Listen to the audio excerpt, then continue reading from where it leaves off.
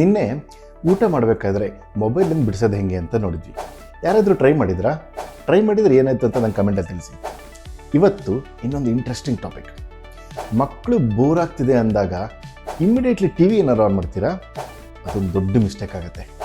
ನಾವೇನು ಮಾಡ್ತೀವಿ, ಮಕ್ಕಳು ಬೋರ್ ಆಯಿತು ಅಂತಿದ್ದಂಗೆ ಟಿ ವಿನೂ ಮೊಬೈಲ್ನ ಕೊಟ್ಬಿಡ್ತೀವಿ.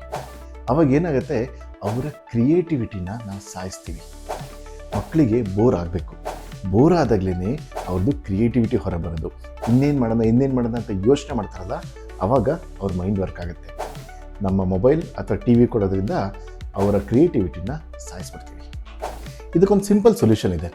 ಒಂದು ಬೋರ್ಡಮ್ ಬಾಕ್ಸ್ ಅಂತ ಕ್ರಿಯೇಟ್ ಮಾಡಿ. ಆ ಬಾಕ್ಸ್ ಒಳಗೆ ಹಳೆ ಕಾಗದ ಇರ್ಬೋದು, ಕ್ರಯಾನ್ಸ್ ಇರ್ಬೋದು, ಅವರ ಆಟದ ಸಾಮಾನು ಇರ್ಬೋದು, ಬಿಲ್ಡಿಂಗ್ ಬ್ಲಾಕ್ಸ್ ಇರ್ಬೋದು, ಎಲ್ಲ ಡಂಪ್ ಮಾಡಿಬಿಡಿ.